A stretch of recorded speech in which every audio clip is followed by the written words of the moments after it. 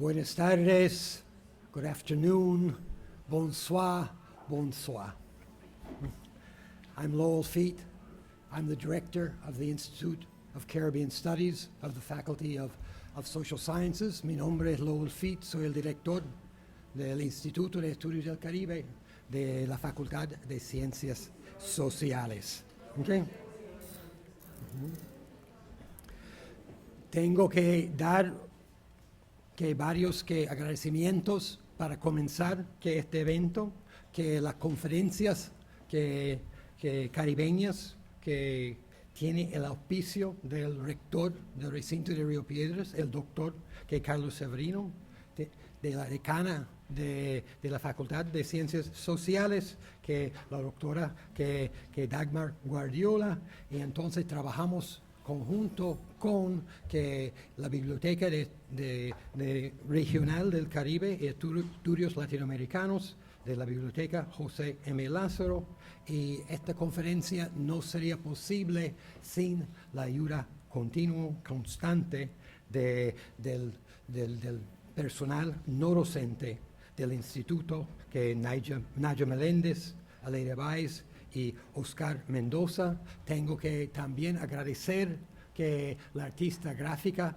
que Ana Rosa Rivera, por los carteles del evento, y que también que el señor que Rodolfo depuso, que ha sido que parte de la dirección técnica del evento.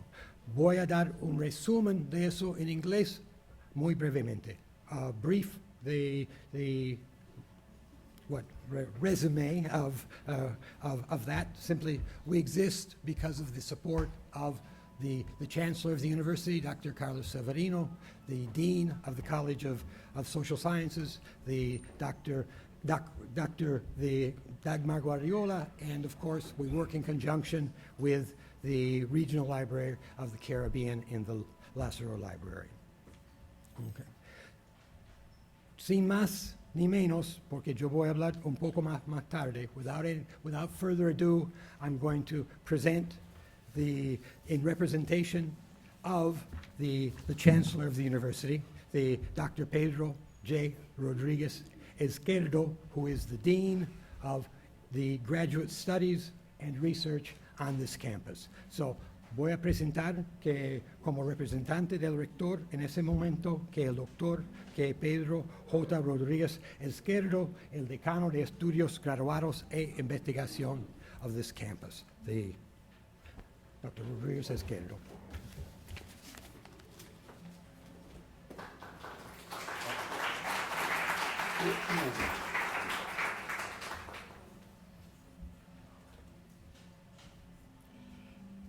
Muy buenas tardes. Les extiendo un afectuoso saludo a nombre del rector de este recinto de la Universidad de Puerto Rico, el doctor Carlos Severino Valdés, y le excuso por no poder acompañarnos durante el día de hoy, porque tiene compromisos oficiales previos. No obstante, estoy seguro que el doctor Severino podrá compartir con usted en algún momento de esta actividad. El personal del Decanato de Estudios Graduados de Investigación también le extiende la más cordial bienvenida al recinto de Río Piedras. Good afternoon. We welcome you to the Río Piedras campus of the University of Puerto Rico and wish you a very productive participation in this conference. Saludamos a la decana de la Facultad de Ciencias Sociales, doctora Dagmar Guardiola, al director del Instituto de Estudios del Caribe, el doctor Lowell Feet, a la directora del programa graduado de inglés, doctora Alma Simonet, que nos acompaña esta noche, a todos los conferenciantes, a todos los participantes, a todos los invitados. Le agradecemos su disponibilidad para compartir su experiencia y conocimiento en esta importante actividad. Esto es un importante evento para nuestro recinto, porque durante esta conferencia se unen grandes mentes en el intercambio de conocimiento sobre temas que atañen a Puerto Rico y a nuestros países hermanos en la región del Caribe. Esta institución, este recinto, ha logrado a través de los años ser la sede de importantes simposios, conferencias y encuentros con la participación de destacados académicos e investigadores. Esta no es la excepción. Hoy nos reunimos para mirar con ojo crítico y desde un punto de vista interdisciplinario los temas como la literatura, la cultura, la música, la historia, la lingüística y la educación dentro del contexto de los estudios del Caribe.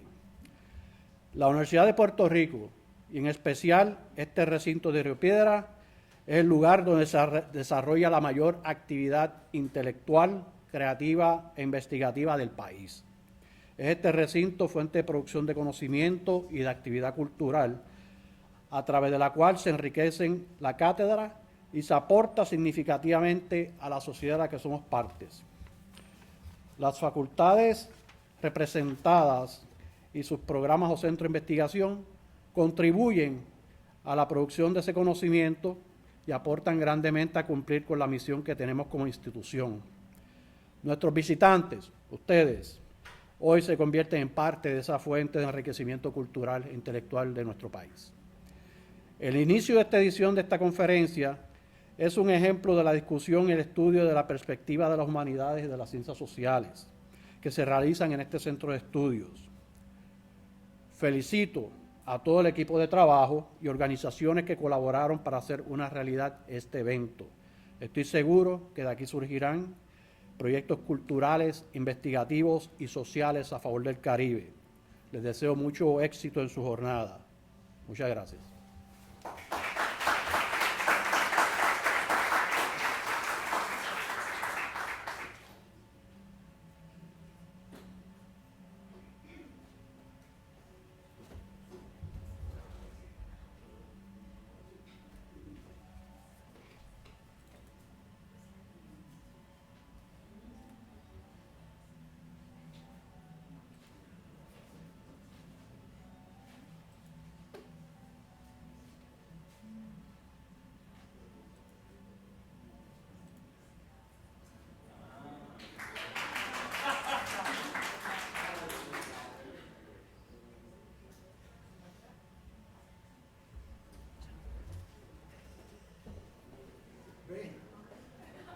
Todavía hay héroes en este mundo, ¿no?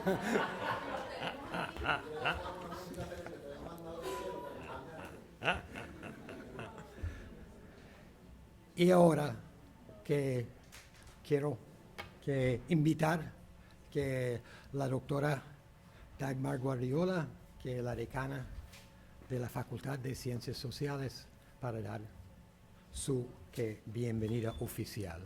Que Dr. Dagmar Guardiola, Dean of the College of Social Sciences. Muchas gracias. Muchísimas gracias. Muy buenas tardes a todos y a todas. Es una alegría para mí estar en esta ocasión con ustedes y sobre todo encontrarme entre tanta gente querida, profesores, no docentes, estudiantes, administradores en esta tarde.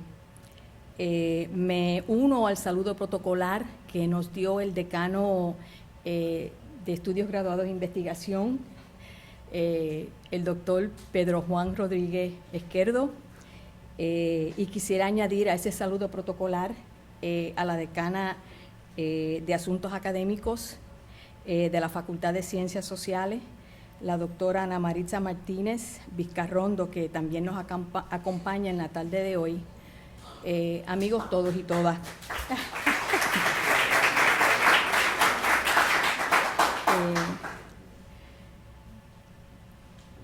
¿Cuál es el papel del Instituto de Estudios del Caribe dentro del recinto de Río Piedras de la Universidad de Puerto Rico? Obviamente, el instituto pertenece a la Facultad de Ciencias Sociales, pero sus intereses y sus proyectos trascienden los límites administrativos de nuestra facultad y lo convierten en el eje de estudios caribeños multi e interdisciplinarios de todo el recinto. Esta conferencia, Desafiliaciones diaspóricas, la relectura transnacional de raza, de la doctora Myriam Chancy, fomenta el establecimiento de vínculos entre facultades, disciplinas, departamentos y programas. Al colaborar con la West Indian Literature Conference 2015, la Facultad de Ciencias Sociales comparte pues con la Facultad de Humanidades y el Decanato de Estudios Graduados e Investigación. Vemos la confluencia de disciplinas tales como la literatura, la sociología, la lingüística, las ciencias ambientales, antropología, historia, ciencias políticas y estudios culturales. Y ahora, si me permiten, en deferencia a nuestras visitantes y a las demás personas que están aquí que hablan inglés, voy a hacer la traducción de esta parte del mensaje, que es muy breve. What is the role of the Institute of Caribbean Studies within the Rio Piedras campus at the University of Puerto Rico? Obviously, the Institute is part of the College of Social Sciences, but its interests and projects transcend the administrative limits of this college and convert it into the hub of a multi- and interdisciplinary and comparative Caribbean studies of the whole campus.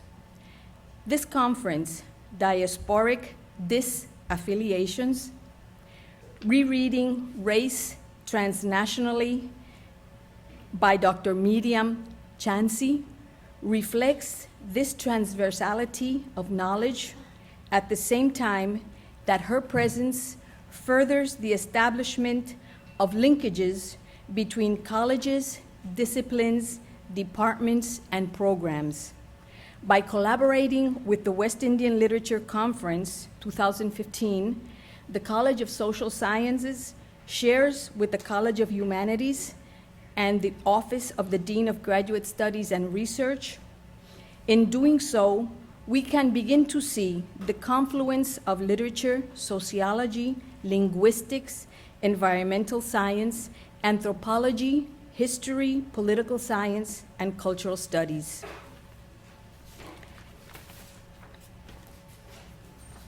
And now back to Spanish, and then to English. Así también experimentamos las imbricaciones de culturas y naciones que comienzan a perder sus sombras de diferencias y, por qué no, de hasta odio.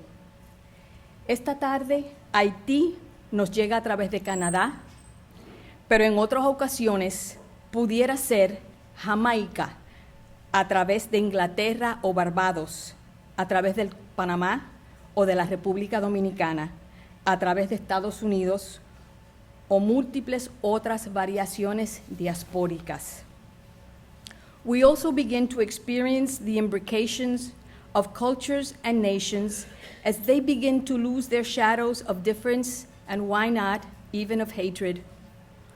This afternoon, Haiti arrives here by way of Canada, but on other occasions, it could be Jamaica, arriving via England or Barbados, via Panama, or the Dominican Republic, via the United States, or multiple other diasporic variations. Bienvenida a la doctora Chancy y bienvenidas y bienvenidos a todas y a todos los participantes internacionales y locales de la West Indian Literature Conference 2015 y también a los y a las que asisten de parte de la comunidad universitaria puertorriqueña, de parte de la Facultad de Ciencias Sociales y del Instituto de Estudios del Caribe.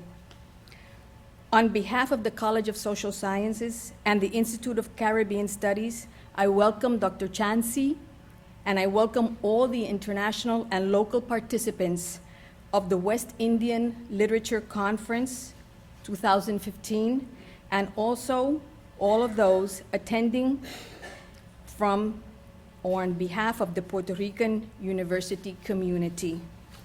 Confío en que esta actividad sea muy exitosa y siéntanse en su casa. Muy bienvenidos y muchas gracias.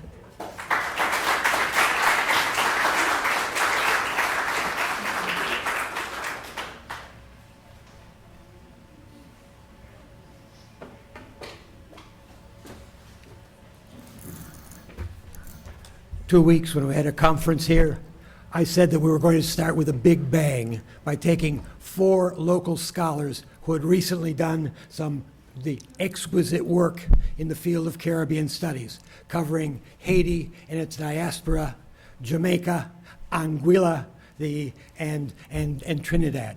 It was a big bang. It was a remarkably successful event. But this is a second big bang for us as well, because today's conference has really been extraordinary. So the Institute of Puerto Rican Culture, the Institute of Estudios del Caribe, really is very grateful for your presence here. I don't know how that came out. The switch back and forth. Anyway, so I'm just going to read a little bit about the Myriam Chancy. Many of you already know her, so I'm just going to say that she is a Haitian-Canadian scholar and writer, born in Port-au-Prince, Haiti, and subsequently raised there and in Canada. She holds the Hartley Burr Alexander Chair in the Humanities at Scripps College, Claremont Colleges, California, where she teaches courses in African diaspora studies, Caribbean literature, post-colonial literature and theory, feminist theory, and women's studies and creative writing fiction. She is the author of 3 major critical books: Framing Silence, Revolutionary Novels by Haitian Women, Searching for Safe Spaces, Afro-Caribbean Women Writers in Exile, and From Sugar to Revolution, Women's Visions of Haiti, Cuba, and the Dominican Republic. As a novelist, she has focused to date on themes of history, class, gender, spirituality, mysticism, and sexuality in the context of Haitian culture, both in Haiti and its diasporas. She has published 3 novels: Spirit of Haiti, The Scorpion's Claw, and The Loneliness of Angels. Would you please welcome Dr. Myriam Chancy.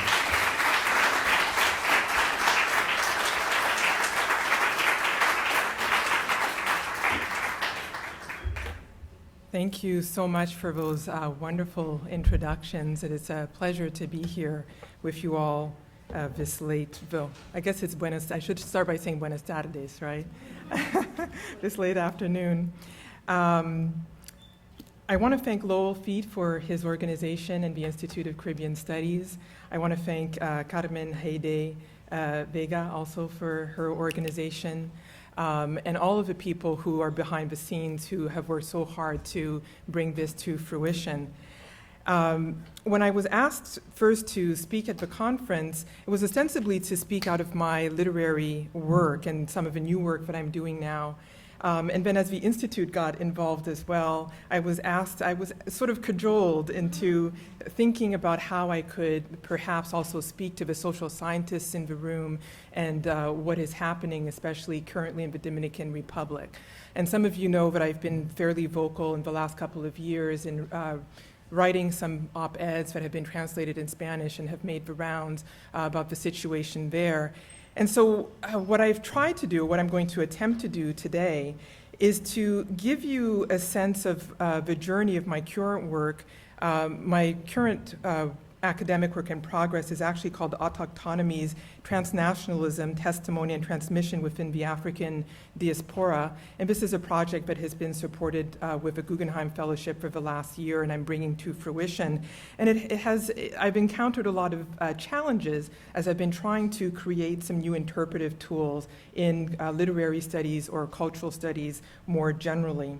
And when I began that work, I began thinking through the ways in which travel and mobility has afforded people of the African diaspora more ways of representing themselves or representing what we call blackness in different cultural modes.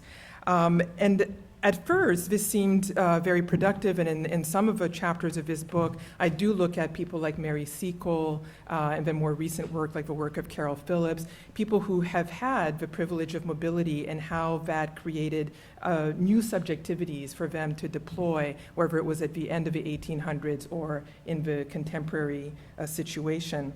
But one of the things that mobility and travel entail is class privilege.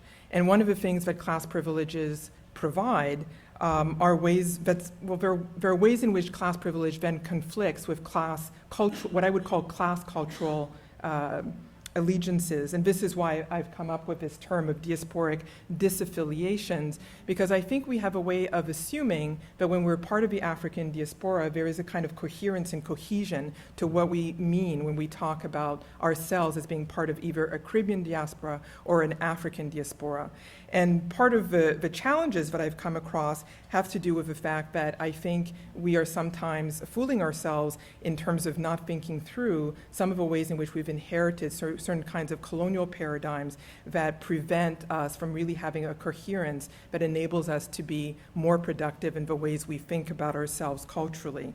And so disaffiliation, or diasporic disaffiliation, and my little bracketing of the AF there, is to think through, are we affiliated because of political reasons, going back historically for perhaps centuries, or are we affiliated with one another because we have an actual ancestral connection with one another, we're related one to the other? And I bring that into question into my broader work. What I'm going to try to do today, bring this out a little bit here, is to work through 3 sets of texts. The first set of texts are actually visual, and I'm going to work through some of these ideas. Race as a historical construction, which for all the social scientists in the room, we have more or less agreed upon, is something that has been constructed through time for the subjugation of entire groups of people. And then to think of race as embodied, but also performed, perceived, and then misinterpreted, because our work as literary critics or as cultural critics is the work of interpreting representation. And one of the questions that I ask is, well, what terms or what paradigms are we actually using to look at those representations? So my first set of texts that I'll go through are texts that I do work through in the Autochtonomies project. And they're very broad, and you'll see as I go through them, they are taken from popular culture. Most of them will be recognizable to you, a couple will not. And then I'm going to move through to an intertext, which is the political scene that is going on in the United States around the surveillance of Black bodies. And I'll sort of move through that and show why the visual texts are related to this surveillance. And then my part 2, my second set of texts, one will be literary, and the other is the political text of what's happening in the Dominican Republic. And I'll try to show how these disaffiliations are taking place and why they're taking place. But I think the first step to that is to think about race as a performance and as an embodiment. And I think in cultural studies and race theory, I think it has become very en vogue to talk about race as being performative. But there are ways in which I think it is a challenging thing to do. So I'll start with a quote from Harvey Young, who looks at race as being performed theatrically. And he says this, he makes this suggestion, that he suggests that, quote, to conceptualize race in terms of embodiment is arguably the most useful way of attending to the various manners in which it performs, unquote, so it performs socially or politically. And then he asserts, quote, the concept of race is supported by a series of performances and enactments that give it a material presence and an experiential component in everyday life, unquote.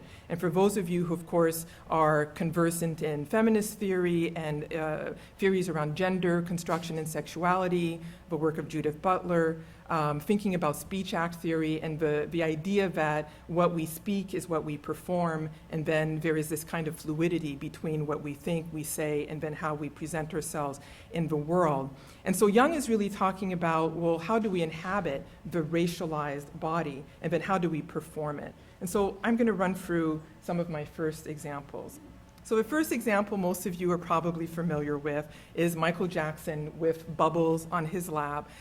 This is a rendition from a photograph that actually circulated in the 1980s where he was in his little, his suit that he was popular for. And Jeff Koons then takes up this image and then creates this Italianate ceramic version of Michael Jackson and Bubbles. And it's been interesting to look at this image because, of course, it's very iconic. Michael Jackson is still, even after he's passed, very iconic. the conversation around this piece is about the whiteness of the rendition, right? And then the joke, of course, is that Michael Jackson, as he got older, was transforming himself from an African-American male, black male, to a quote-unquote white female. When it was sold, Christie's, the curators at Christie's, argued that actually no, this wasn't really about race, this was about transcending race, and the whiteness was about transcending race, and that this was about a post-human representation of in a post-racial age. And so in my larger conversation, I talk about this piece in terms of the ways in which the post-human, the post-racial is a kind of disformation of the ways in which race are being performed. Because if you think about it, if this is post-human, then the argument is that to be post-human, to be over race and past racism, means that you have to acquire whiteness in order to get there. But what's interesting is that even as Michael Jackson in real life went through this transformation, even as Koons made this depiction, and Koons at the time that this piece was up for sale, was interviewed and actually said the reason he did it is because if he could be any other human being in the world, he would want to be Michael Jackson. So a real transcendence, a white male wanting to be a black male. So there is that, but then there's also the troubling aspect of having that bubbles on his lap. And of course, if I show you the next image, clearly we know that there is an issue with the conflation of a black male with a chimp, even if though in the Michael Jackson image, it's supposed to be asexual. This image is taken from a series by Pieter Hugo. I look at Pieter Hugo in the context of reading representations, cross-racial and or intra-diasporic representations of Rwanda. He has a very interesting series on the Rwandan genocide. If you've seen any image of the genocide, in particular if you're familiar with Diop's novel about the genocide, the cover is a Pieter Hugo image. But this particular image was the cover of Juxtapose in May 2008, the very same month that there was also the very controversial cover of LeBron James with Bunchen on the cover of Vanity Fair in a sort of King Kong pose. This image appeared on the cover of Juxtapose, and I have the actual issue, with no notes, no explanation as to where it came from, who had done it, what it was about. But imagine, of course, if you see this image, on a newsstand somewhere, the immediate conflation is this age-long racialization and conflation of the black male with animality. The context of the image is of a Nigerian men who actually train wild animals, hyenas, chimps, and so forth, to be security guards in Nigeria and are very poor. What's troubling about this series is that the title, Amidu and Motorbike Rider, I went through the series itself. Every title, the entity, the species that is named is actually not the human being, but the animal. So it's the reverse reading. And so one has to think about what is Hugo trying to convey. And Hugo, as I said, is South African. He's white, he's blue-eyed, blonde. And part of what he says in his own biography is that he's interested in the grotesque, he's interested in the liminal, he's interested in what is considered outside of acceptable norms. And I think this is one example of it. And so even though he works in the African continent, he also says he does not consider himself African. And so one of the things to think about there is, what does that mean? So does blackness mean that you are African, but if you are white, but from the African continent, you cannot be black? What are these things? What do they have to do one with the other? And then the next image is one that I started with before, when the project was percolating. This is an ad, a full-page ad that ran in the En Route magazine, which is Air Canada's magazine, in 2005. It has never reappeared, and maybe if you can read the caption, we know why. The caption reads, "Only 21 square miles and every square inch civilized."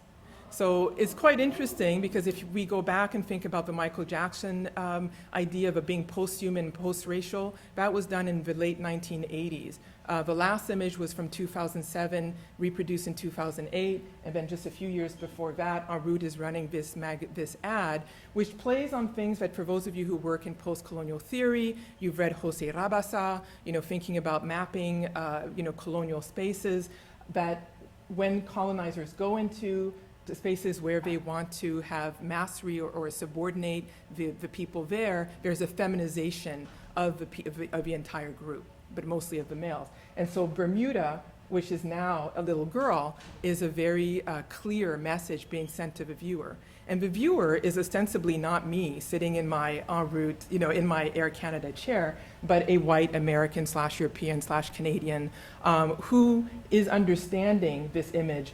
Also that the child is bound by the colonial cycles on each side, and then by the sailboats, which are worth millions of dollars. So if yesterday's colonialism, was quaint, then the continuation of that colonialism now is in the tourist trade or system.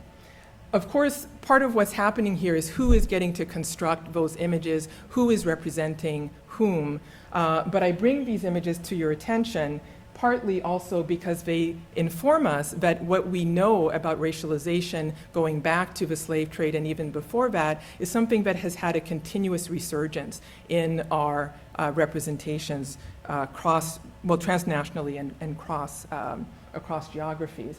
And my final example is not an actual reproduction of the object itself, but it's one where the person does consider themselves Black. And it's Adrienne Piper. I don't know how many of you are familiar with her work, but she is an installation artist. She's now a curator, I think, in Germany. She's part African American. And she has a calling card series. And the calling card series was a series of business cards that she would hand out to people because she is a quote-unquote light-skinned Black person. So in encounters with people who were not Black, and perhaps even with people who were, she was perceived as being white. And she got tired of hearing racist comments, and so she had a calling card, and the full text was this: "Dear friend, I am Black. I am sure you did not realize this when you made, laughed at, agreed with that racist remark."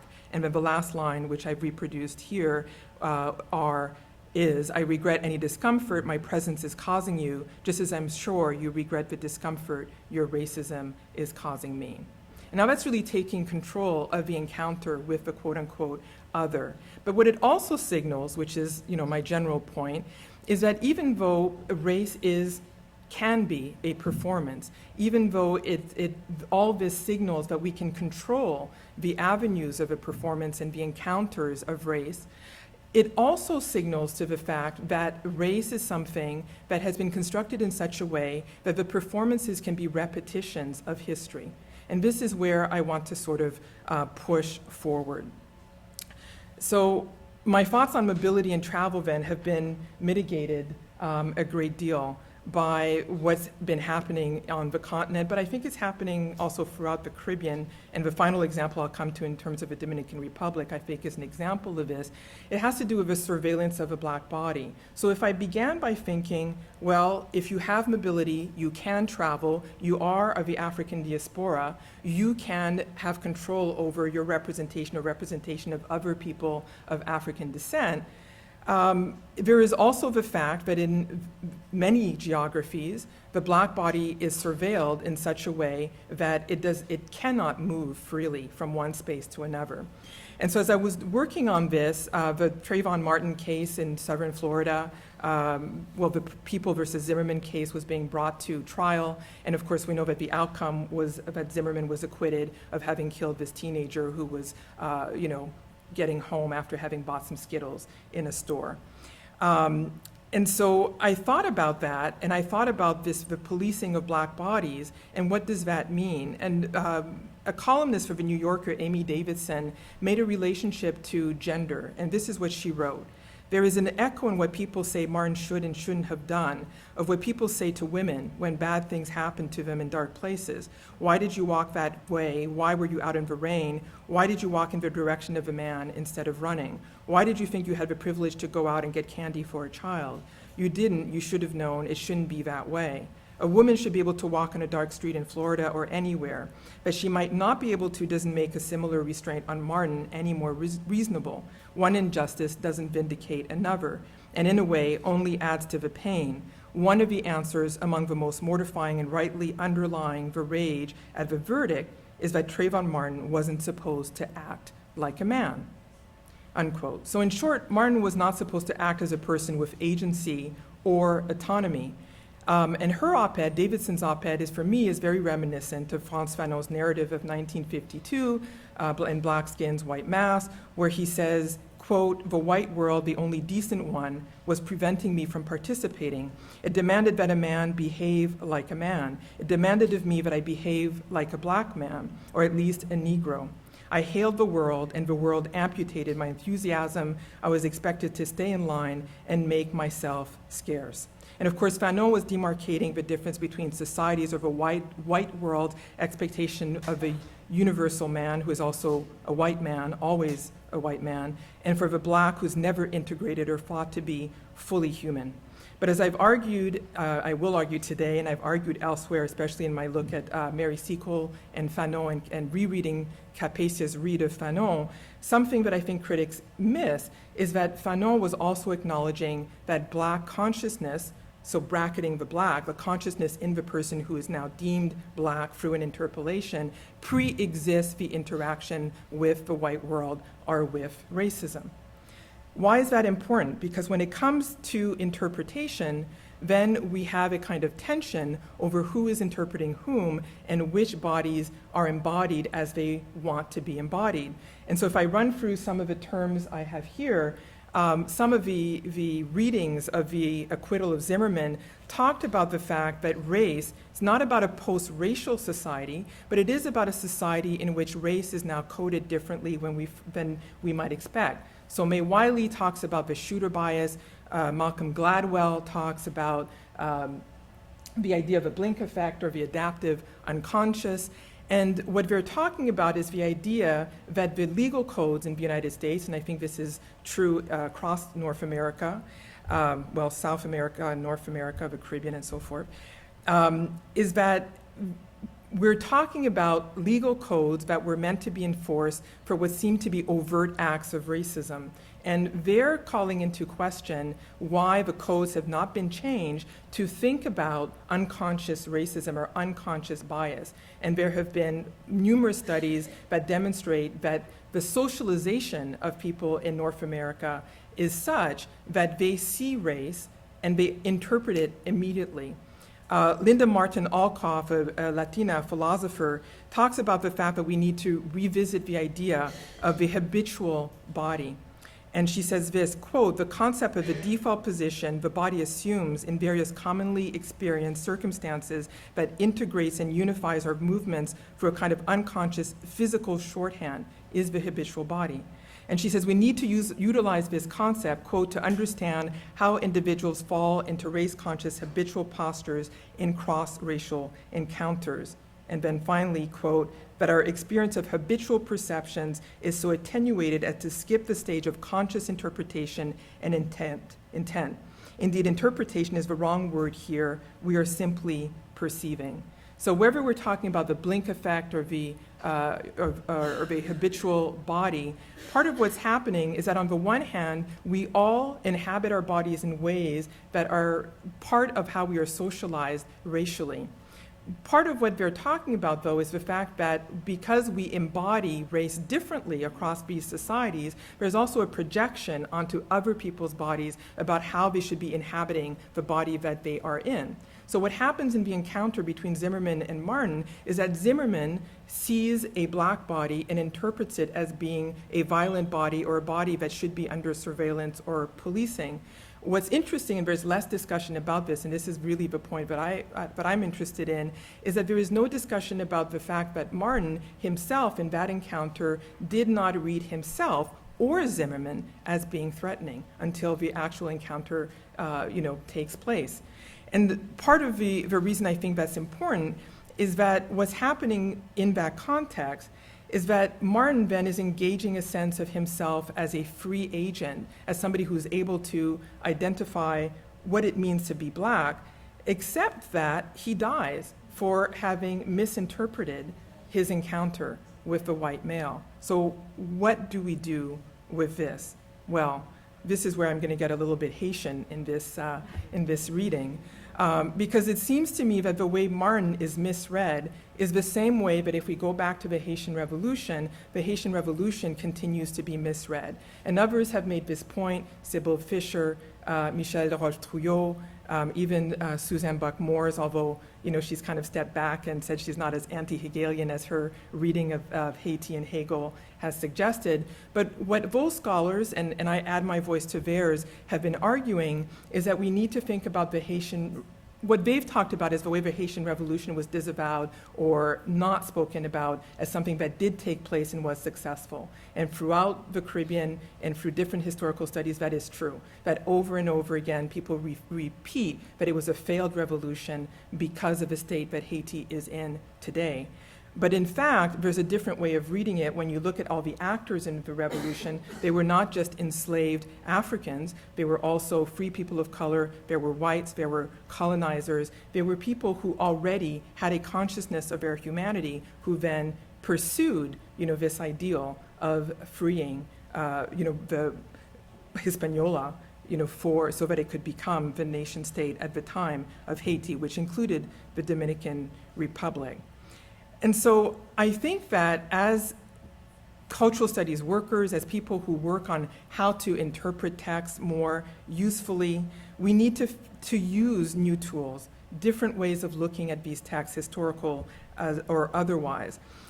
Some of these tools might be those offered by Jacques Rancière, a philosopher who has been doing some work thinking about some of the titles of his works are the Ignorant Schoolmaster, The Philosopher and His Poor, and more recently, Le Spectateur Engagé, The Engaged Spectator.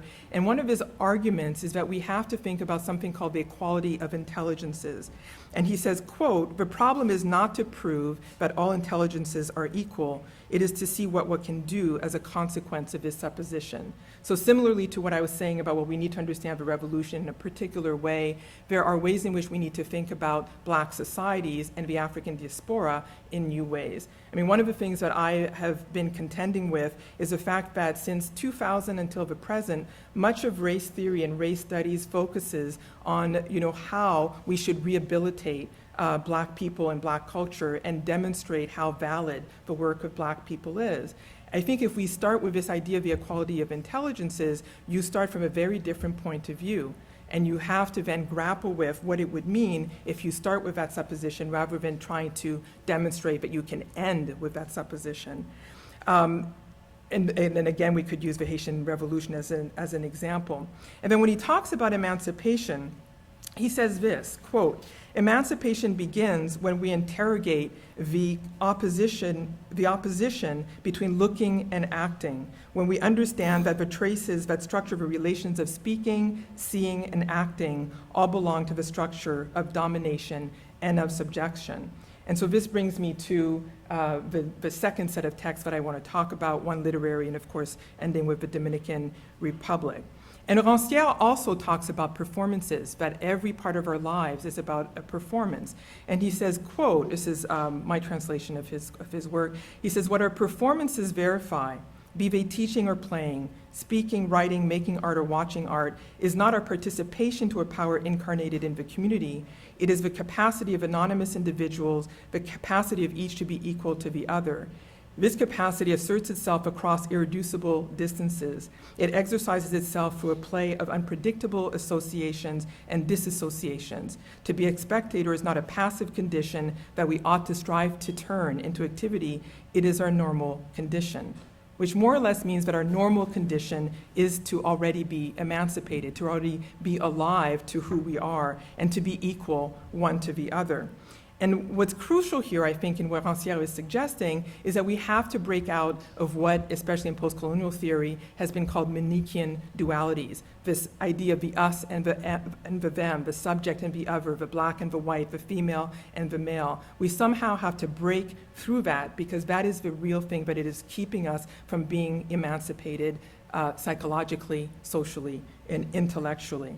So my next text is John Edgar Wideman's The Island Martinique. I don't know if anybody here has read it. John Edgar Wideman is an African-American novelist, and then he wrote this particular text on the invitation of a publisher, similarly to Edwige Danzica's The Last Dance, which took place in Jacmel in Haiti.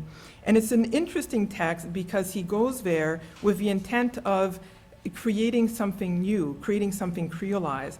But in his definition of creolization, he actually describes the precepts of jazz. He warns the reader to, quote, expect improvisation, spontaneity, play, breaking rules.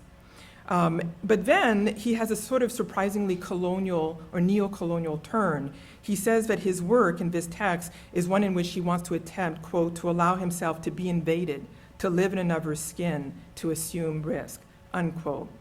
And then there's a key scene in this particular text where he sees a dance performance at the hotel where he's staying, and there are Martinicans doing a folkloric dance on a stage. And his reaction is not one I would expect, but this is what he says. He says, am I supposed to identify?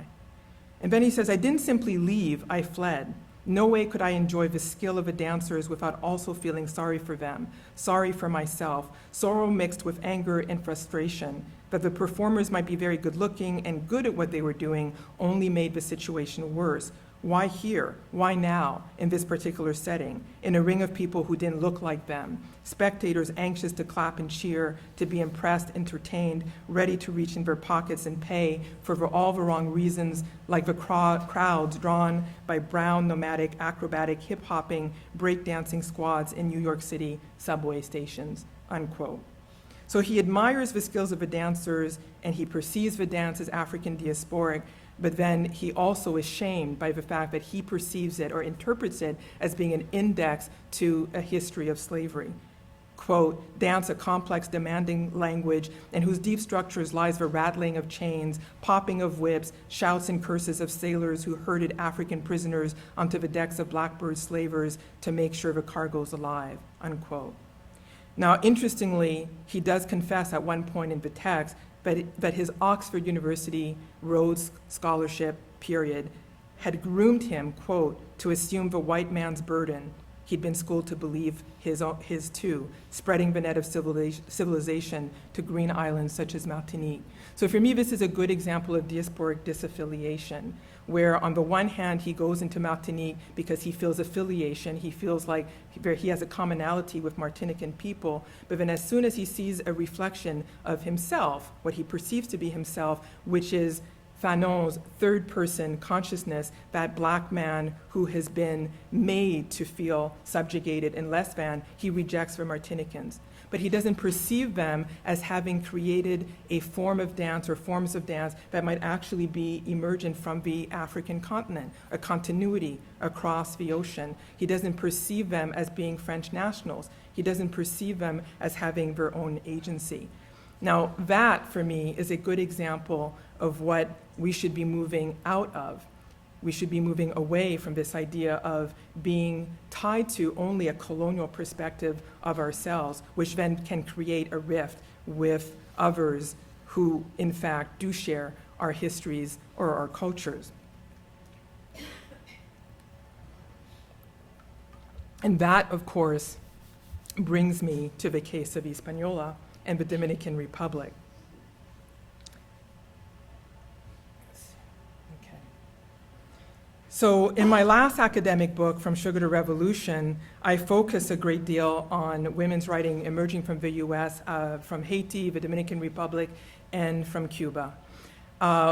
In my own experiences in traveling in the Dominican Republic, traveling in Cuba, but also reading these texts and reading the history of all of these countries in various modes, one of the things that I was surprised to learn is that there is a big difference between how Cuba and the Dominican Republic thinks about Haiti. In Cuba, since the Castro period of the revolution, Haiti has actually been embraced as a kind of cornerstone to think about revolutionary identity. Castro also rethought Cuba as a black nation. Of course, we can discuss whether that came to complete fruition, but it is part of a national discourse, which means that there is not an anti-Haitian sentiment in Cuba. In the Dominican Republic, however, the practice of blanqueamiento, of whitening, has been pervasive and deepening since the 1800s, since the 1830s, I would say, and then reaches its apex in 1937 with the massacre. So Dominican identity is essentially a not Haitian identity. It might surprise some people to learn that a Haitian identity actually doesn't even perceive the Dominican identity. And when it comes to whiteness versus blackness, in the Dominican Republic, to be Haitian is to be Black, therefore to be Black is to be Haitian, right? Even if you are Dominican, even if you do not have Haitian ancestors. But on the Haitian side, to be Black means to be Haitian, but not in terms of your phenotype, not in terms of your ethnicity. It is actually a cultural, it just means that you are part of a nation as a Black person. And this goes back to 1805, the first constitution produced by Dessalines, where he declared that anyone who wanted to stay in Haiti after the revolution, obviously if they were white or mixed race, had to accept that they were Black in order to stay in the nation. And that has stayed part of Haiti's constitution ever since. So if the Dominican Republic celebrates its emancipation from Haiti, not from Spain, then how is it that we are in the situation that we are in today with the passing of the law of 16813 on September 23rd, 2013, which has denationalized Dominicans of Haitian descent retroactively to 1929? I suggest that this has to do with a distortion of history, and it also has to do with what I was presenting in my first visual text, with a kind of distortion of what it means to be Black and a kind of performative approach to what it means to be part of a nation, which hinges on racialization. So through to the 1830s, I would say, there is, people are fighting across the border from the 1790s through the Haitian Revolution and then into the 1820s. There is a block of people, especially from the underclasses, the colored classes, the enslaved classes, working together to emancipate themselves from France and from Spain. I won't run through all of the history, but here is where things, I think, become fairly crucial. So there is this repudiation of the shared history, but part of that repudiation is located in the US occupation of both sides of the country from 1915 actually to 1934. The DR was occupied from 1916 to 1924. And if you read the historical texts produced by Dominicans and put them side by side with Haitians, one of the things you discover is that there is disagreement about there having been coalition of forces across the borders. In fact, there were. There was guerrilla warfare across the border. That border had been porous for, the whole, since Saint-Domingue and Santo Domingo were colonial entities. And the leaders knew each other and often were related to each other. And sometimes were part of the same family, only with having one part on the Haitian side or one part on the Dominican side. And before we get to the Canefield massacre, I want to show you this image. And I had these two images printed together in my book because when I did this research, I knew about Charlemagne Péralte, who is the smaller of the two images, who had been killed by US Marines in 1919, photographed dead, and then his image was strewn in the countryside to put down the guerrilla warfare. What I did not know until I read some of the work on the Dominican Republic is that the leader on the Dominican side had exactly the same thing done to him a few years later in 1922, and that is Olivorio, or known also as Liborio. Both of them became then spiritual gods or loas in the Haitian way of speaking in Creole on either side of the island. When they were living, also practiced Vodou and similar manifestations of spirituality on the Dominican side, and they carried similar kinds of amulets and were always in conversation with one another. Why is this of interest? Because the date 1922 shows up in the Haitian sources as being the end of the guerrilla war, especially in the work of Susie Castor, who is a Haitian national who lives in Mexico, who has done the most extensive work on the occupation.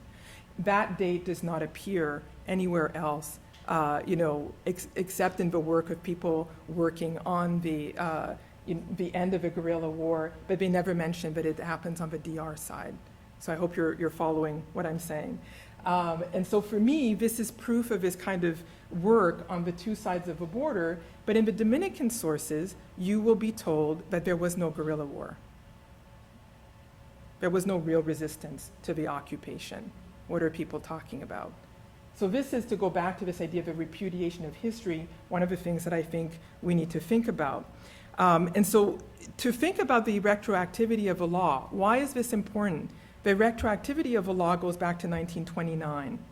Rafael Trujillo comes to power in 1930, and he becomes a dictator through 61. 1929 is also the date of a ratification of a border between the two countries. But that border is in dispute until 1937. In 1930, a legal process actually awards Haiti more land than they had been accorded before.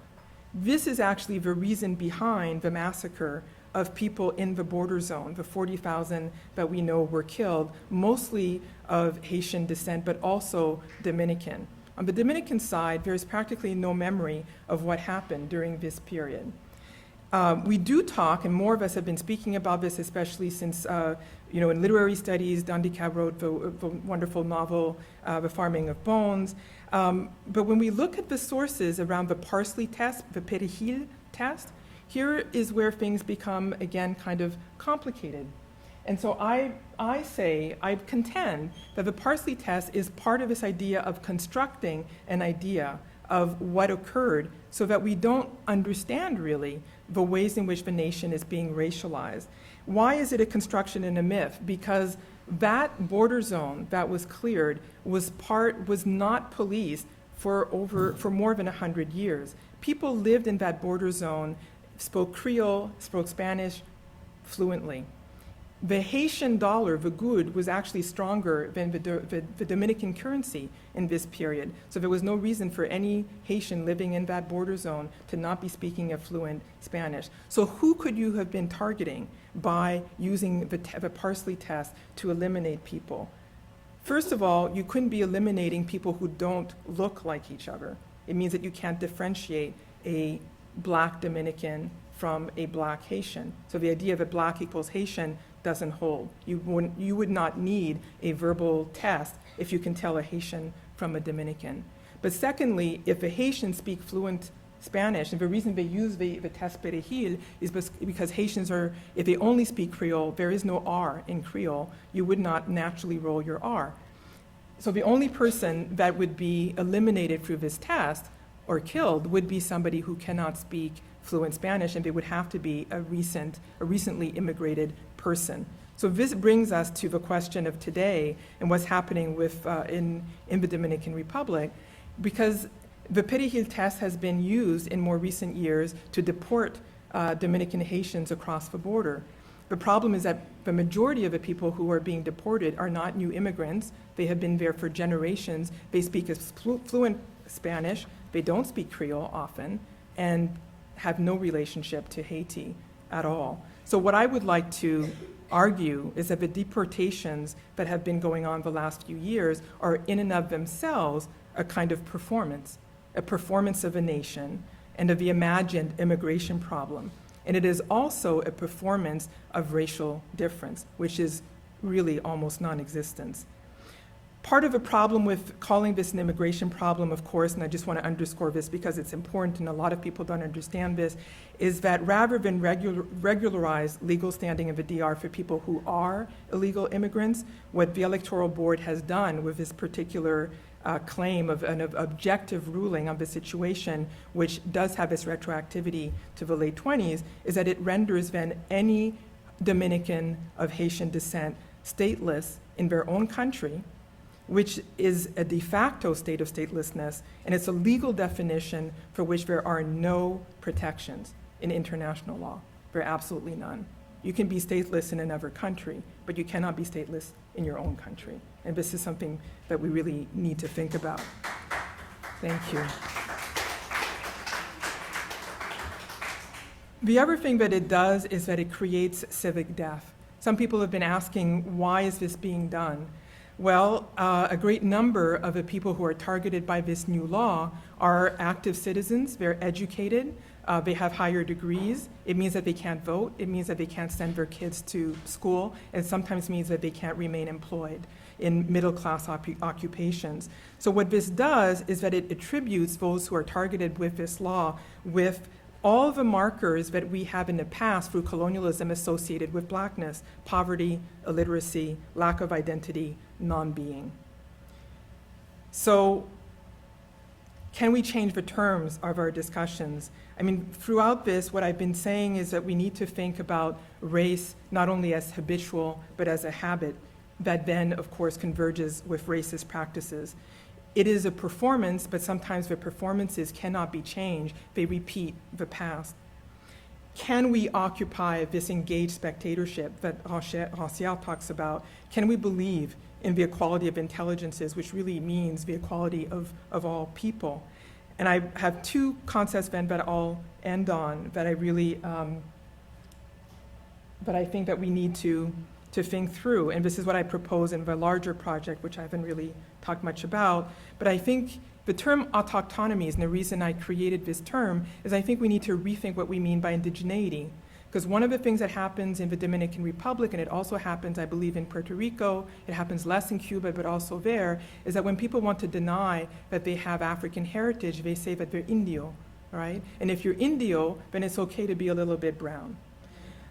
The problem with that is that it is then using indigeneity as some way to somehow become part of a nation in a legitimized way. And I won't get into all the problematics of then appropriating indigenous identity, when there are fewer, when so many indigenous populations have been decimated. We'll leave that to the side. But one of the things I've noticed in Caribbean studies is that over and over again, especially within the Caribbean, a lot of scholars have used the term autochtone, right, which in the French means of the land, that you are the people of the land. And then I kept thinking about this idea of rethinking emancipation. The problem with the term emancipation is that it tends to be given to you rather than taken. So I started thinking, well, why not use the term autonomy? And then so autochtonomies for me is a way of rethinking indigeneity so that we think about people of African descent as being indigenous people. I mean, one of the definitions of indigeneity legally in terms of the globe, especially in the UN, is that you cannot actually be in control of your own nation. And so the music has reappeared. I don't know why. That's interesting because it's drumming, so that's all right. The ancestors are speaking, so I'm okay. And so if we rethink indigeneity, that people on the continent are indigenous to Africa, that we who have created different cultures in the Caribbean are indigenous to these lands, then we can rethink indigeneity not as something that keeps us apart or keeps us denying our roots, but as something that makes us part of a greater whole.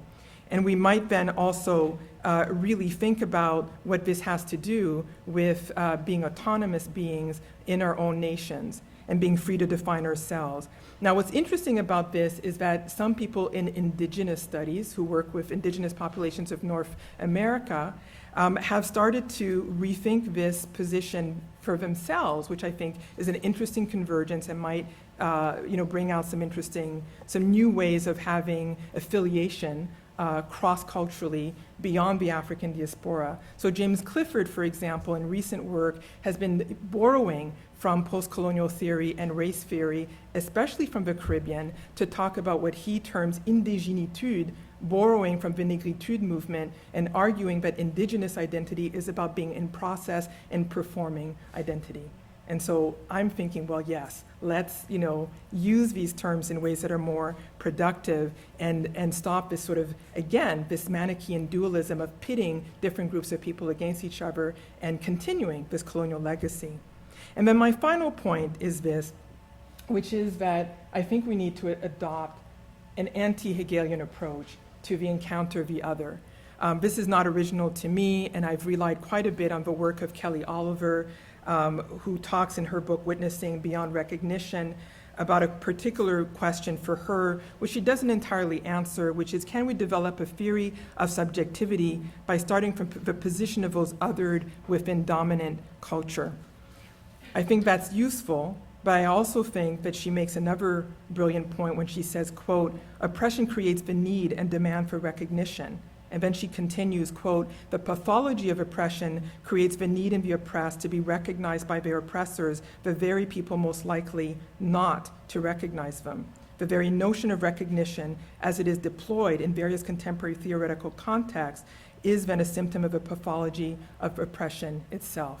And so the idea is that the encounter with the other need not be, as we've been taught in continental philosophy, to always be about having power over the other or subjugating the other. And one of her points is that difference does not need to mean that we have to annihilate the other. It means that we need to accept things that even are beyond our own understanding or purview. So if race, this is my conclusion, if race is constructed or the product of habit, how do we break with it? I suggest that we alter how we define what binds us together, understanding that recognizing ourselves only by function of colonial heritages, as in the examples I provided today, does more harm than good. By redefining indigeneity, agency, performance, and recognizing shared culture, even genomics, I didn't get a chance to talk about that, but if you want to know more about that, you can ask me, we can attain a more productive sense of who we are and who we might be to each other in productive alliances that take culture as our starting point and not coloniality as the definer of what our cultures might be or might mean to us, so that like those individuals fighting for their rights in the Dominican Republic, we can all say, soy de aquí. Thank you very much.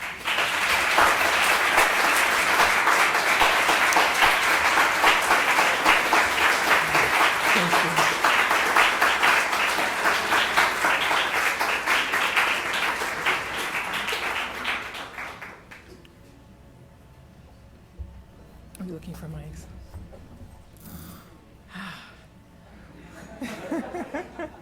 It's like a little marathon or a little run here. I'm happy to take up any questions on anything the Pandora's box that I might have opened. So the floor is open for questions. Ray. Thank you, Chancy, for your words.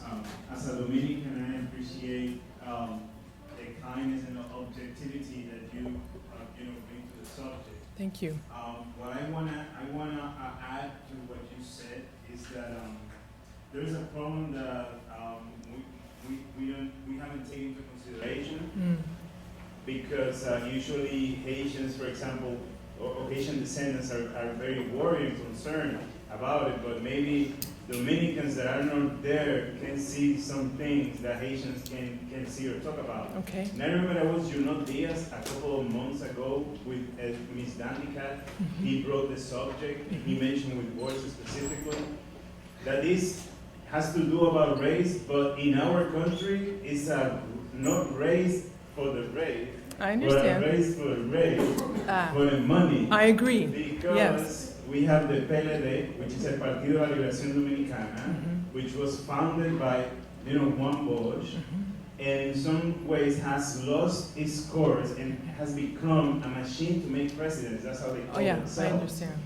So the Haitian issue in DR, the Haitian Dominican issue in DR right now, has to do a lot with them trying to stay in the government and put together this performance of power, language, and knowledge, and all these an issue that has been on care for a long time. We're going to take care of it now. Right. And secondly, and finally, it's also something that is been building itself for quite a bit within our how can I put it? Formations of structures of language, the way you talk. Sure. I'm 40 years old. Yeah. And the way I grew up, and Indiana Hernandez, which is another writer that we have that touches these issues, repeats it specifically. When we are kids, we are each learned that being Haitian is bad, being black is being Haitian, and you are no Haitian, and you are no black. And I said, finally, no, there's always a third one. These things are going to create a chain of reactions, because what happens now in Puerto Rico is that they say, oh yeah, Dominicans, we should send them back in their yolas again, That's the way that it's good. That's the chain of reaction. Like, oh, they are training Haitians so bad. We should send them back in their yolas the way they came. What they don't know is that the Dominican that goes doesn't have a saying. Right. So when we go back, every time, they really a small options for Dominicans that stay there. If you question this politics, you are against your nationality. And it's so big for Dominicans to have a anthem a flag, etc., etc. And thank you for pointing the fact that we got our freedom not from Spain, but supposedly from Haiti.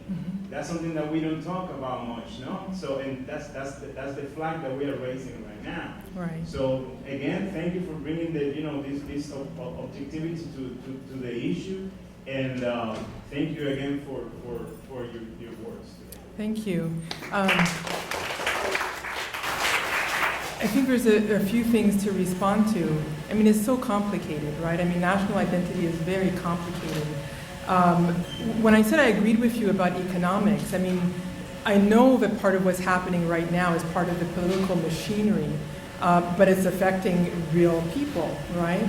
And part of what I've understood about why this has happened at this particular moment is because the Dominican Haitian population is large enough in terms of those who are Dominican citizens, whether they have papers or not, that if they were involved in vote, they could potentially change the outcome of an election, and elections are coming up.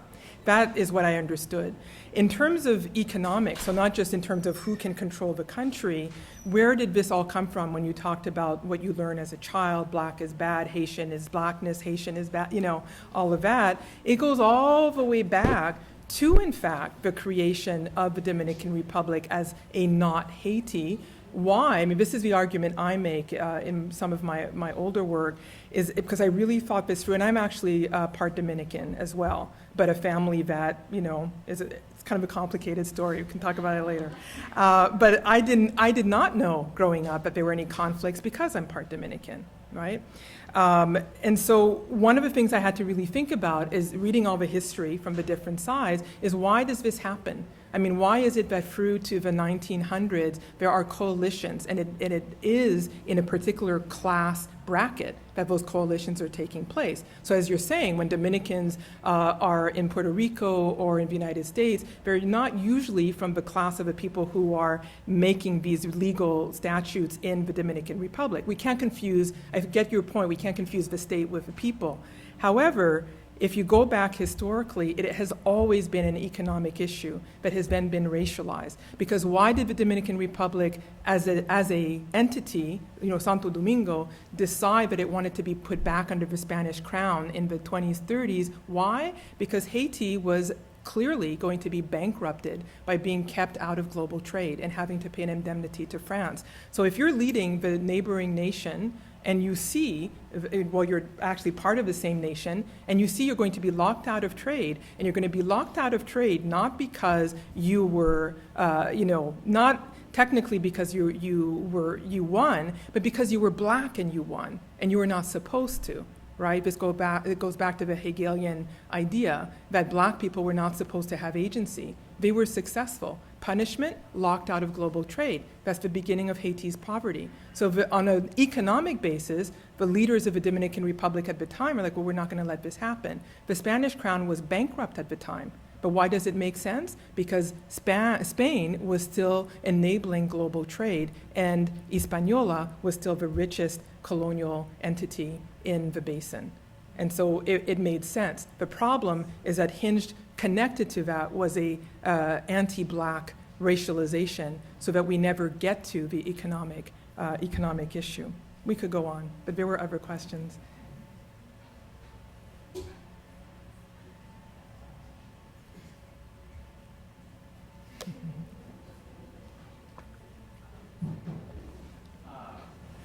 Hi, Dr. Chancy.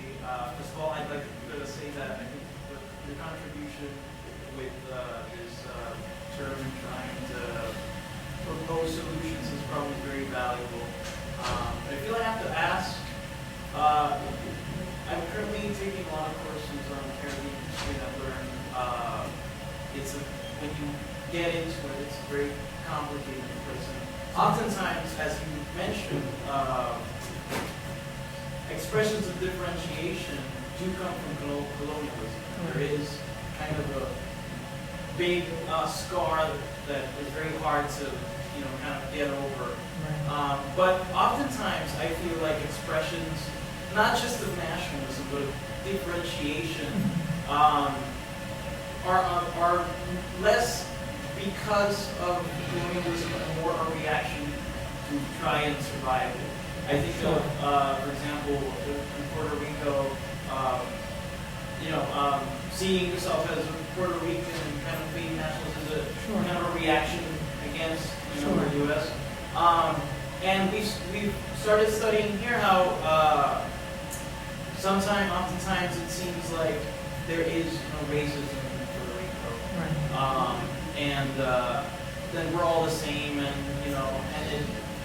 expressions that kind of encompass everything as equalitarian sort of lessen the opportunity for groups that are marginalized to sort of strive. So my question is, what do you think about because in the case of Hispaniola, it is very racialized and it does have a lot to do with the foot of colonialism. But what about in places where terms such as this might kind of snuff out groups or peoples who are differentiating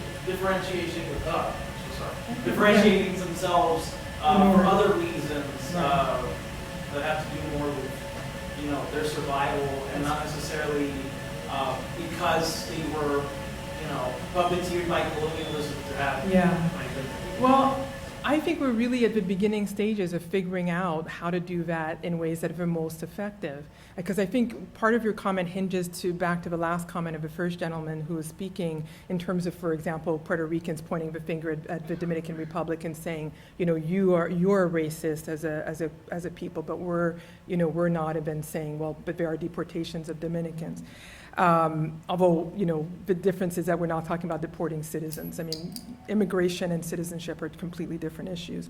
But I think we do need to investigate where nationalism is part of a process, especially in post-colonial societies, of demarcating oneself from European colonization or neo-colonial entities, or starting something completely new. I mean, when we say, well, there's this racial problem in Hispaniola, well, I'm going to say there's a colorism problem on the Haitian side. There would be the same argument in Haiti, well, we don't have racism in Haiti, because we're all black, we're all Haitian.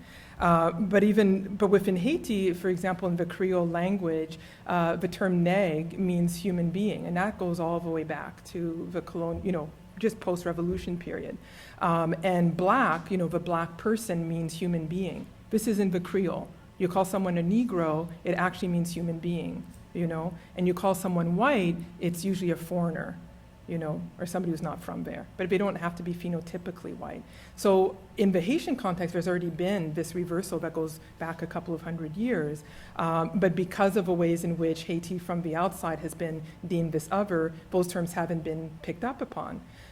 My whole idea about rethinking indigenization, for example, hinges upon work that was done by an anthropologist, Jean Price-Mauss, in the 1920s as a reaction to the occupation, where he created this concept of indigenisme, which is different from indigenismo because it's not about native populations, but it's about folk traditions that were created in Haiti or emanated back, went back to the African continent.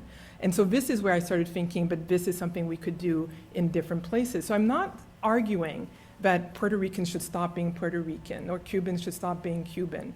What I'm arguing is, could it be that in some of our societies that we do think of as African diasporic more or less, or part of something that we have in common because of this history of colonization, that we think less about the history of colonization as something that makes us coherent or have connections with one another, and that we think more about those things that make us who we are. And so in that sense, if the Black heritage or African heritage, for example, no longer calling it necessarily Black, you call it African, well then who does that include as opposed to exclude, right? And this would include white Africans, How could we rethink that? And I touched on this idea of genomics, for example. I know in the last couple of years I've seen a lot of stories circulating about the testing of Puerto Ricans for Taino or Arawak, blood. And I remember thinking this is interesting because there's this kind of celebration. Oh yes, we have these, we really are Indio, Well, actually if you tested most Haitians, you would also find a percentage of Taino, especially Haitians who have never left Haiti, go back generations, because there are huge Taino retentions, both culturally and phenotypically, genetically. And so we have to think about why are we pursuing certain kinds of knowledge. And in genomics, what's interesting, because I've been reading a lot in that, is that they say 99% of our genetics is the same, and there's only 1% that is different. And one of our arguments of scholars in genomics who are studying what genomicists are doing has been, why is it that as human beings, we are so adamant about pursuing the differences in the 1%, So that's the best I can answer. Thank you very much. I found your presentation quite compelling. Okay, somebody stole that. At the beginning of your Sure. work, you spoke of Caribbean diaspora. And I thought I heard it was perhaps different. Sure. I thought I heard you describe it in terms of blackness. Does your concept of Caribbean diaspora include whiteness? Yes, because in my larger project, what I'm really thinking, I'm trying to let go of race. It probably wasn't evident in this particular talk because I was talking about the ways in which race gets replicated and performed, and through racism, right?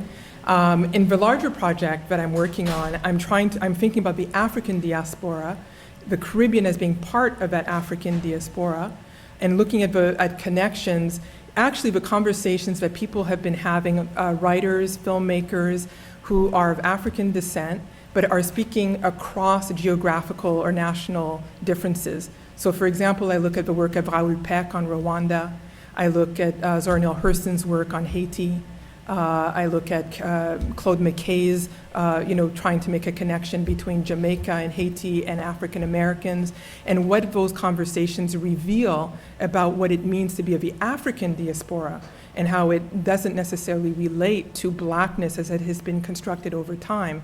I'm also looking at a white South African playwright, Pamela Guillen, who did an amazing play called The Syringa Tree. It's a one-woman show with over 24 characters of different ages, ethnicities, African ethnicities, languages, etc. I think it is possible to be, it's not just possible, we know in terms of citizenship that there are Africans who are white. There are Caribbean people who are white, right? And we have all the mix, What I'm interested in is what does it mean to be affiliated or affiliated, so not disaffiliated, but when you actually participate in a culture and you call yourself African, what does that mean away from what it has meant to be black in a negative connotation? The term, the neologism, Yeah. reminded me, I'm sorry that I mispronounced it, it reminded me of a talk that Richard Price gave here at the Institute maybe like a year ago about the legal struggles of the balloon communities in Suriname, Right. mining, gold mining interests in Yes. Canada, Uh-huh. and in which they legally argued in the International Human Rights Tribunal in Costa Rica that they were indigenous. Right. Or that they had indigenous rights to land, and they won. They won the case illegally. Right. They were having a hell of a time enforcing it. Right. But I thought that was very interesting. If you really kind of knocked it out, Right. It just resonated with me. The village we were talking about it. Yeah, but I do, in trying to sort of assert the term, talk about the juridical implications, which actually make it practically impossible for most African peoples to have legal standing in terms of a UN definition. Correct me if I'm wrong, but my understanding is that in Suriname, they were able to demonstrate a certain sort of blood percentage of indigeneity or practice. I'm not sure, but I believe so, because there's also the case of the Garifuna in Honduras, who are more phenotypically black, who I think have not been able to make the same claim legally, but are trying, The issue for me, I think, is more in thinking as a critic or as a scholar. What purpose is there for me to use a term like indigeneity if I know it's never applied to people of African descent? But then, especially in the Caribbean, when I also know that indigeneity is almost always synonymous with being indigenous in the traditional sense. And if we get into the legality, part of the problem is that the legality has much to do with what indigenous people were prevented from having in the first place. So it's so convoluted, you know. So I'm not making a claim so that in terms of taking away land, in terms of not even segregation, but reservations, in terms of delimiting who can be Native and who can't. I mean, this is obviously a big issue in Canada. But I was actually surprised when I looked at the legal statutes to find out that it also had to mean that as a group, you had no, you were not in control of your nation. So it still hinges on colonial ideas of who composes the nation state. So there are African groups that are considered who have indigenous standing in the African continent. I believe like the Maasai, you know, but they don't have a nation, and they're nomadic. So does that mean that no one can ever claim to be indigenous to a land because of these colonial divisions? You know, yeah. We're going to take one more question and leave the rest of the discussion for the reception that is waiting for us. There's a hand that's been waiting. Okay, so Can we take two more? There's one over here. Do I see? Thank you for the conference and to let us be part of this project. No? Thank you. I'm just not talking about race. I just want to talk about the concept of being here, no? Because being nomadic or the community, that became of being from here is very political. But for Puerto Ricans, mostly we find Puerto Ricans on the island and Puerto Ricans outside. Right. So maybe it can be used also for the migrants or for Asians, no? Claiming that people will stay there, will stay at the island or the country are more legitimate citizens as those that have migrated, no? Right. And that's what I want to go forward, no? How we can be from here, no? And what is that here? Is movable? Is coming at any place? No? Right. Well, I'm very sympathetic with, for example, Glissant's ideas of a rhizome, right, and that the Caribbean has created this kind of rhizomic space, which is not just in the Caribbean, that has tentacles to so many other places. But, it is very political, right? So the soy de aquí for a Dominican Haitian, that person really, doesn't. Very different from there than if you say from Puerto Rico. Yo soy de aquí, ¿no? Sí. Again, for Puerto Rican half mile, it's different, the political relation. Yeah, that's what I'm saying. Because you're part of the United States? Is that what you mean? No, because Puerto Ricans en New York, no, pero tiene Puerto Rican ritual, most important one, meaning that aquí to be called negrito means to be called love. And that aquí is a very particular community that transcends the locality of the island, no? Also talks about the difference of race and racism in New York and in Puerto Rico. Right. No, I mean, being from a particular place and being part of a diaspora, I think, are two different things. I mean, when I'm talking about the African diaspora, I'm talking about going back to the continent, and then how it has spread, to North America and through the Caribbean. When I talk about, the political argument of the Dominican Republic and somebody being able to say that they're from here, I'm saying that the fact of their blackness in colonial terms should not invalidate their claim to being a citizen of that country. In the same way that, I guess the only parallel here would be, somebody who has been born and raised in New York, but who's Nuyorican and who identifies as Puerto Rican, being told that they can't be part of a community if they come to Puerto Rico. But it gets complicated because, for example, I'm Haitian, Canadian, now American. I have certain strong ideas about what I think should happen in Haiti and obviously the Dominican Republic.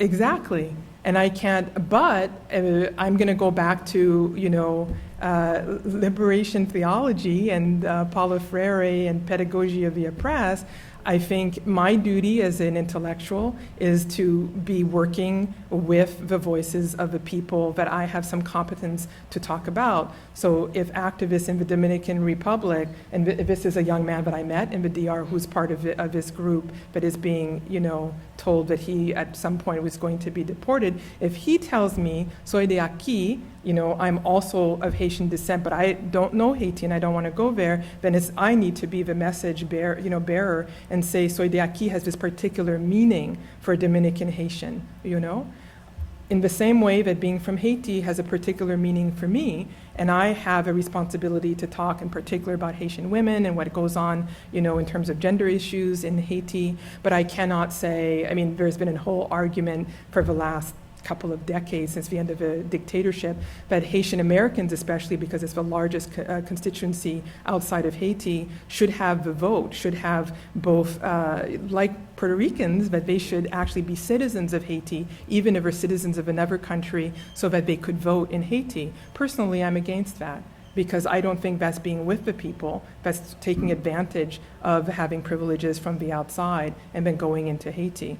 So I think it's a kind of complicated kind of discussion. I understand what you're saying, but I think it's mitigated by geography, class, why we are using that phrase and under what context we might be using it. I know there are many other questions. There was a burning question at the back. I would really like to, but we do have to bring the session to a close. Okay. And Irina has something. Oh. Should I come down?